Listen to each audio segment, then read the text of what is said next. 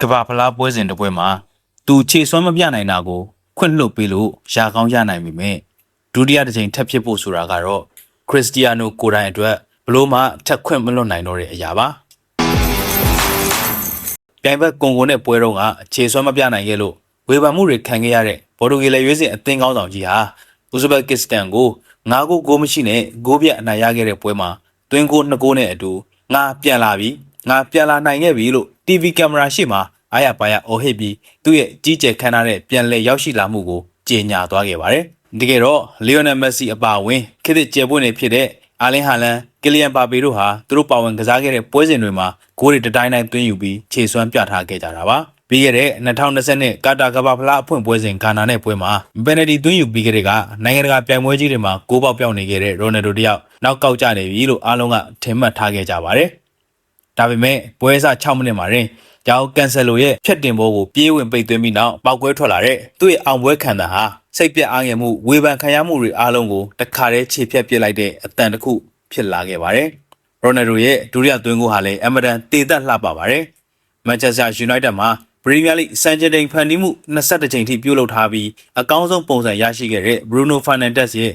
တိကျတဲ့ပေးပို့မှုကနေတဆင့်ရိုနယ်ဒိုကနောက်ခံလူ2 ယောက်ကြားကနေအကောင်းဆုံးအဆုံးသတ်သွားခဲ့ပါတယ်။ဖာနန်ဒက်စ်ဟာကွင်းထဲကကစားသမားတွေရဲ့နေရာယူမှုကိုခေါင်းထဲမှာမြေပုံတစ်ခုလိုမှတ်ထားနိုင်ုံမကအသင်းဘော်တွေရဲ့ပြင်လန်းကြောင်းတွေကိုလေးစားလို့တိကျတဲ့ပေးပို့မှုတွေလုံးနိုင်စွမ်းသူပါဒီသွင်းကိုတွေနဲ့အတူ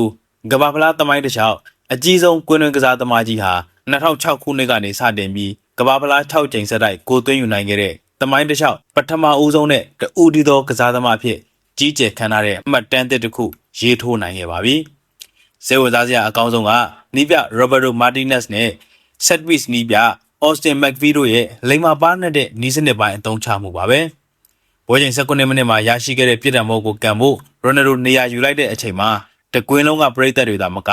ဥဇဘက်ကစ္စတန်ခန်းစစ်ကစားသမားတွေကပါသူ့ကိုပဲအာရုံစိုက်နေကြတာပါဒါပေမဲ့တကယ်တမ်းကန်လိုက်သူက PSG နောက်ခံလူနူနိုမန်ဒက်စ်ဖြစ်နေပြီးတော့ဘောလုံးဟာ9 တောင်လေးကိုတန်တန်မတ်မတ်ဝင်သွားခဲ့ပါတယ်ရိုနယ်ဒိုဟာပြိုင်ဘက်ခန်းစစ်ကိုအာရုံလွှဲဖို့အကောင်းဆုံးမြားခွန်နိုင်သူတယောက်ဖြစ်ပါနက်စွာအသုံးချခဲ့တာပါ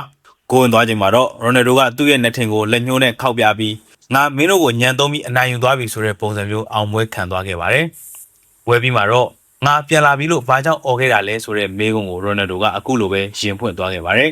။သူတို့တွေကျွန်တော်ကိုမိတ်မသွားအောင်လို့ပါ။ဒီ23 နှစ်လုံးကျွန်တော်ဒီလိုပဲဖြတ်တန်းခဲ့ရတာပါ။စံချိန်တွေထူရတာကောင်းပါတယ်။ဒါပေမဲ့ကျွန်တော်ရဲ့အဓိကရည်မှန်းချက်ကလက်ရွေးစင်အသင်းကိုကူညီဖို့ပါ။ပြီးခဲ့တဲ့အပတ်ကကျွန်တော်အတွက်အမှောင်မိုက်ဆုံးအချိန်တွေဖြစ်ခဲ့ပြီးဘောလုံးလောကကနေအနားယူသွားခဲ့ရပြီလို့တောင်ခံစားခဲ့ရပါတယ်။ဒါပေမဲ့ကျွန်တော်အမြဲတမ်းလုံနေကြအတိုင်းပဲကြံ့ကြံ့ခံနိုင်ခဲ့ပါတယ်။ဘာလို့လဲဆိုတော့ကျွန်တော်ကဘောလုံးထက်စူးစမ်းအားထုတ်မှုကိုပို့ပြီးတော့ယုံကြည်လို့ပါ။အခုတော့ကျွန်တော်တို့ပြန်လာနိုင်ခဲ့ပါပြီလို့ဆိုခဲ့ပါတယ်။ခေတ်သစ်ဘောလုံးလောကရဲ့မျိုးဆက်သစ်တွေဘလောက်ပဲထွန်းတောက်နေပါစေ။ခရစ္စတီယာနိုရိုနယ်ဒိုလို့ခေါ်တဲ့ဒီလူသားကတော့ဘယ်တော့မှအလွယ်တကူလက်မြောက်ရှုံးပေးမဲ့သူမဟုတ်ဘူးဆိုတာဒီပွဲကအခိုင်အမာသက်သေပြလိုက်တာပါပဲ။အခုဆိုရိုနယ်ဒိုဟာသူ့ရဲ့ပြင်းပြတဲ့ဆန္ဒမလျော်သောဇွဲလုံးလာတွေနဲ့အတူကဘာဖလားသမိုင်းစာမျက်နှာတွေကိုဖွင့်လှစ်ရင်းသူ့ရဲ့နောက်ဆုံးမိတော့ဟာဘယ်လောက်ထိပူပြင်းလောင်ကျွမ်းသွားနိုင်မလဲဆိုတာတကဘာလုံးသိအောင်ခမ်းနားစွာကြေညာလိုက်ပြီပဲဖြစ်ပါတော့တယ်